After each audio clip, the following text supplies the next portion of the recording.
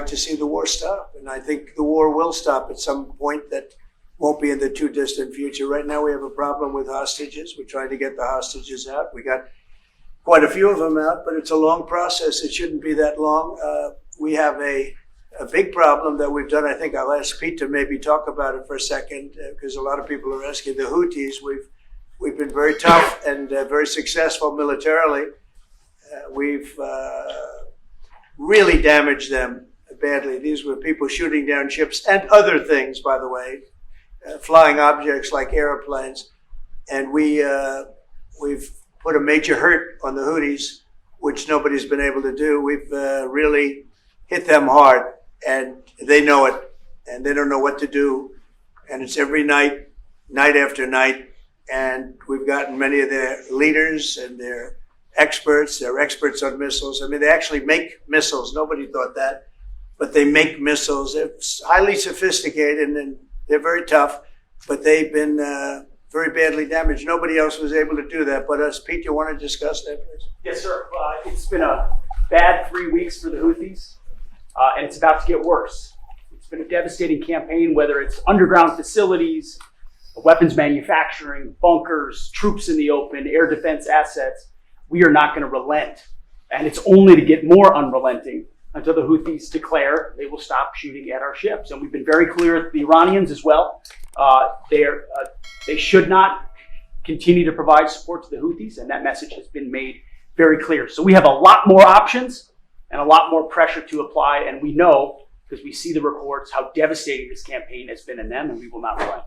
We have a great military. There's no military like our military. And despite Biden having given a lot, but nevertheless a pretty small piece, but it was a lot of our military away in Afghanistan. And one of the dumbest situations, I think, and maybe the most embarrassing situation we've ever been involved in, that short period of time in Afghanistan.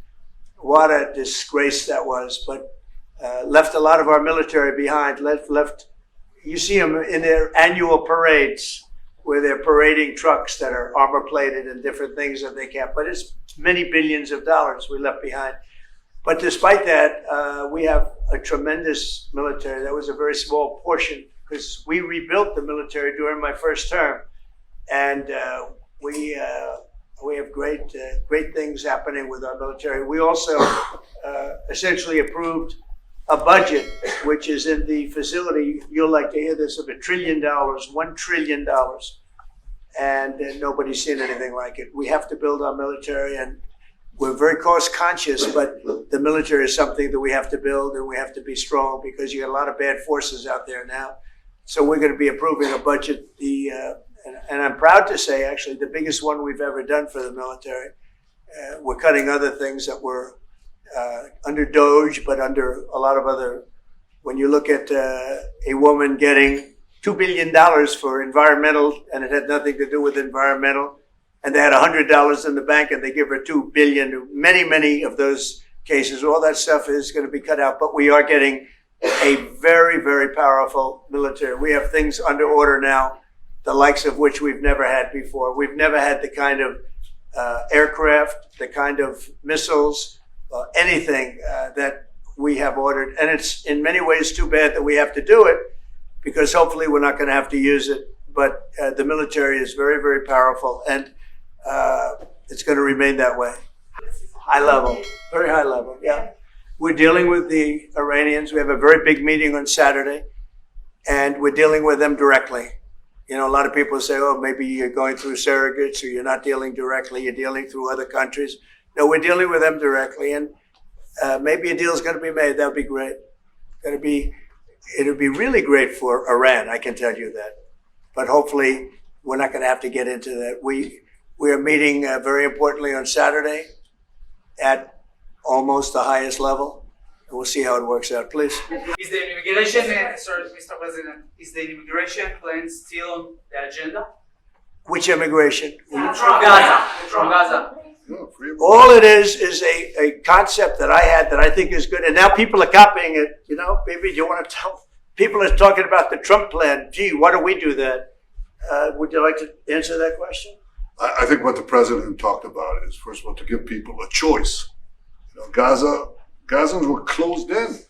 And any other place, including in arenas of battle, I mean, whether it's Ukraine or Syria or any other place, people could leave. Gaza was the only place where they locked them in. We didn't lock them in. They're locked in. And what is wrong with giving people a choice? Now, we've been talking, including over lunch, about some countries, I won't go into them right now, that are saying, you know, if Gazans want to leave, we want to take them in. And I think this is the right thing to do. If you give, you know, it's going to take years to rebuild Gaza. In the meantime, people can have an option. The president has a vision. Countries are responding to that vision. We're working on it. I hope we'll have good news for you. I will say, people really do love that vision.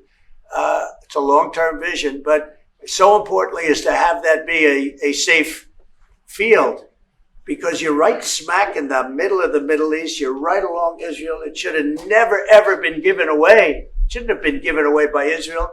I don't know why they did it. I mean, I do know why, because they were promised peace, but that didn't work out too well, because it's one of the most dangerous pieces of land anywhere in the world. Gaza is one of the most dangerous places in the world. So they gave it away for a good intention, and it didn't work out that way. And a lot of people like my concept, but you know, there are other concepts that I like too. And there's some concepts I don't like. You know what I don't like? The way it is now. Because right now it's a dangerous death trap, Gaza. Yeah.